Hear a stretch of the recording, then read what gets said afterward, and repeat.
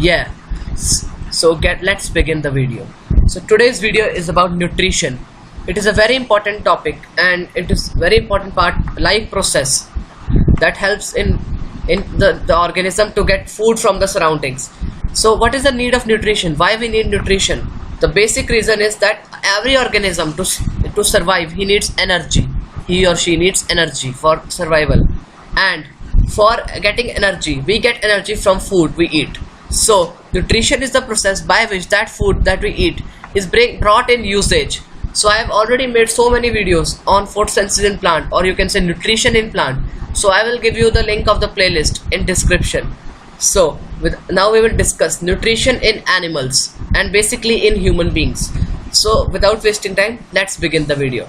So there are 5 steps in nutrition, or we can say nutrition is a 5-way process. So the 5 steps, basic steps are ingestion, digestion, absorption, assimilation, and egestion. Many of the people mistake digestion and nutrition are the same thing. Some people say, but actually it is wrong. We can't say that digestion and nutrition are the same thing. So what these steps means, I will explain you now. So what is ingestion? Ingestion means taking in food by mouth. We all eat food when we are eating food. That process in which we are taking the food through the mouth, that is called ingestion. Later on, digestion occurs. Now what is the meaning of digestion? Digestion means breakdown of complex food into simpler food substances, like complex starch into simple carbohydrates like glucose. That is called digestion. Now one basic thing to note is that digestion doesn't occur only in stomach. It occurs also in our mouth, in stomach, and then it continues to small intestine. Some people do mistake and think that it occurs only in stomach, but basically it doesn't occur only in stomach. It occurs in mouth, stomach, and small intestine, and in some other areas also. After digestion, absorption takes place. Absorption means that the simple substances that are formed after digestion, that substances are taken by the body into the bloodstream. Then later on, assimilation takes place.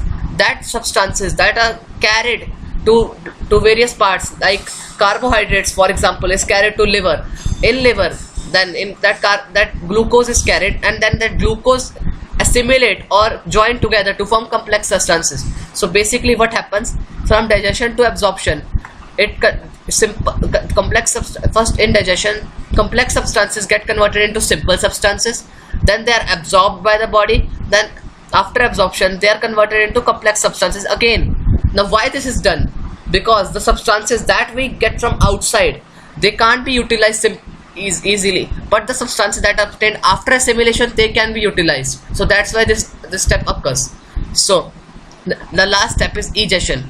After everything is done, some waste food is left. That is called feces, and that is adjusted out of the body. That process is called egestion. So that's why we can say it's a 5-way process. So now I am going to explain digestive system in human beings. So our digestive system is a very complex system, and it is very important to know it for science students specifically. So let me tell you about the digestive system in human beings. So what happened? What is the digestive system in human beings? First of all, it begins all with our mouth. As we know, mouth is used for taking in things, for eating food, or so many other purposes. Inside the mouth there is a cavity or a hole like structure where it is empty space. That is called buccal cavity. Inside the buccal cavity there are teeth, there are so many other things like palate and so many other structures. I will explain in next videos about this. So other than that, in the buccal cavity, the secretion of salivary glands is released. That secretion of salivary gland is saliva, and saliva is released by salivary glands in buccal cavity. Saliva. So I am not writing properly. My handwriting is a little bad, so please tolerate. So saliva.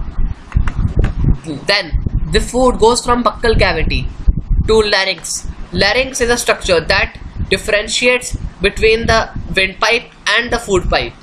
And one more structure is the epiglottis. What is the function of epiglottis? Epiglottis is a structure that prevents the food from going inside the windpipe. Otherwise, it will lead to our death. So the functioning of epiglottis is very important for our survival. Later on, this food goes to esophagus, and then it travels through the esophagus towards the stomach. But what happens? How it travels through the esophagus? It travels by peristaltic movements, means contraction and expansion or relaxation. First it contracts, then it relaxes. Contracts, relaxes. Let me show you by my hand. Wait. So, for example, here, first it contracts, then relaxes, then the food goes down, and then contract, relaxes, and in this way continues its way towards stomach. What happens in stomach now? In stomach, various juices are released, and those juices are used for digestion of proteins specifically. One thing to notice that carbohydrates and fats are not digested in stomach. So protein digestion is taken care in stomach only. No carbohydrate or fat digestion is taken place in stomach. So there are special enzymes that are used for digestion of protein. They are basically pepsin. Pepsin is a main enzyme in stomach that helps in digestion of protein, and it works only in acidic medium, and that acidic medium is created by hydrochloric acid. So pepsin is used for digestion of proteins. One more thing I forgot to tell you before, that's in that salivary gland, the saliva, it is used for, it's the basic purpose of saliva is to give out that for digestion of carbohydrates, and it helps in conversion of starch into simple sugar, not glucose exactly, but simple sugar. Later on, now we are continuing from stomach. Later on, from the stomach, the food continues to go to small intestine. Here I have not drawn small intestine so properly, so it goes to small intestine. Now small intestine is the main site for digestion of proteins. It is a site where digestion of proteins, carbohydrates and fats takes place. The digestion of all three takes place, and it occurs with the help of two glands, pancreas and liver. I will now describe about these two glands first before telling you about small intestine. So what is liver? Liver is the largest gland of our body, and it contains it releases an enzyme bile. Bile helps in emulsification of fats or digestion of fats. It is not an enzyme basically, it is an emulsifier, we can say, and it helps in emulsification of fats. The liver also have a structure called gallbladder. You might have heard some people say that there are stones in gallbladder. Some people have this problem. So that gallbladder is used for storage of bile juice, and then this bile juice is sent off to small intestine through ducts. Other than that, there is another structure near stomach, that is pancreas. Pancreas secrete important juices that are required for digestion of various carbohydrates, fats as well as proteins. It secretes trypsin. Trypsin is used for digestion of proteins, lipase for digestion of fats, and one more enzyme that is used for digestion of carbohydrates.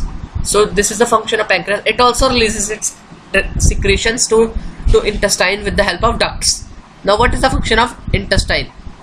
Intestine first receives these enzymes by liver and pancreas, and then it allows that food to be mixed by the enzymes, and then it helps in digestion of food by these enzymes. Other than that, it also secretes other enzymes that are called intestinal juices or other juices.